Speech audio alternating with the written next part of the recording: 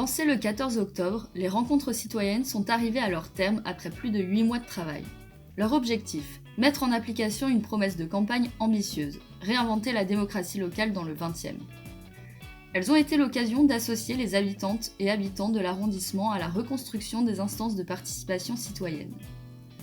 La situation sanitaire ne nous a pas fait dévier de notre objectif.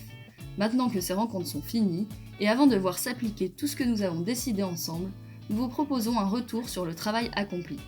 L'occasion de faire le bilan de ces moments riches en échanges. Pour commencer, découvrez les 3 temps forts du dispositif.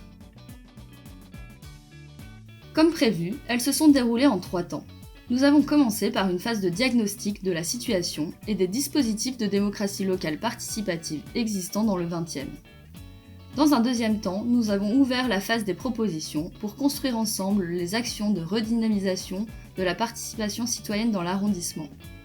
Pour finir, la troisième et dernière phase, la restitution, afin de construire la feuille de route de la démocratie locale pour les années à venir. Pour être toujours au plus proche des citoyennes et des citoyens, tout le processus a été encadré et mis en place avec le collectif Ressources, une assemblée composée de 15 personnes représentant les citoyennes et citoyens, les foyers de travailleurs, les espaces jeunes, la mairie du 20e, mais aussi les associations et les anciens conseils de quartier. Et ces rencontres, en plus de permettre de connecter tous ces acteurs, ont fait concrètement avancer la démocratie locale dans le 20e. Bien sûr, toute une série d'actions a été réfléchie et débattue pour permettre et valoriser la participation de toutes et de tous à la vie citoyenne locale. Par exemple, pour transmettre plus directement l'information en direction des habitantes et habitants de l'arrondissement, des panneaux d'affichage et différents moyens de communication seront mis en place. Autre exemple, le collectif Ressources a réfléchi autour de la notion de reconnaissance de l'engagement citoyen. Il a proposé la création d'un statut de citoyenne et citoyen engagé de l'arrondissement. Et la jeunesse a été au centre des débats. Favoriser la participation des jeunes a été un élément central des rencontres citoyennes.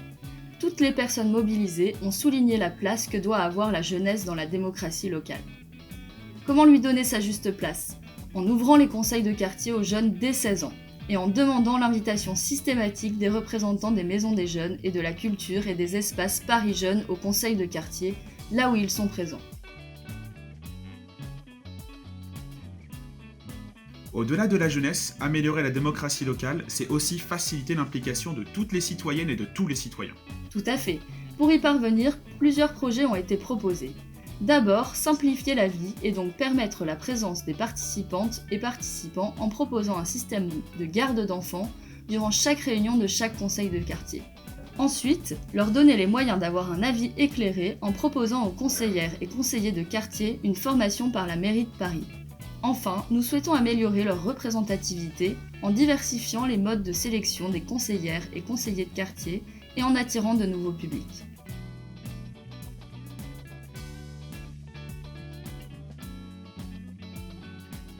En fait, le projet c'est de créer plus de ponts entre les citoyens et la mairie. C'est exactement cela. La mairie du 20e souhaite être plus proche des citoyennes et citoyens et leur permettre d'accompagner ses choix politiques. Renforcer ce lien, ça passe par plusieurs actions. D'abord, par plus de proximité avec les habitantes et les habitants, plus de terrain, avec ce qu'on appelle des actions hors les murs, menées par les élus et les conseils de quartier, en s'appuyant sur les structures partenaires comme les associations de quartier et les centres sociaux. Ensuite, par la création d'un observatoire de la participation, qui sera une instance citoyenne d'évaluation et d'audit. Elle disposera d'un droit de regard sur les activités des instances et d'un rôle de conseil dans la démocratie locale dans le 20e arrondissement. Enfin, en faisant des conseils de quartier de véritables instances d'aide à la concertation. En étant le premier relais, ils aideront la mairie à prendre les bonnes décisions et à concerter au plus près des habitantes et des habitants les choix du futur pour le 20e.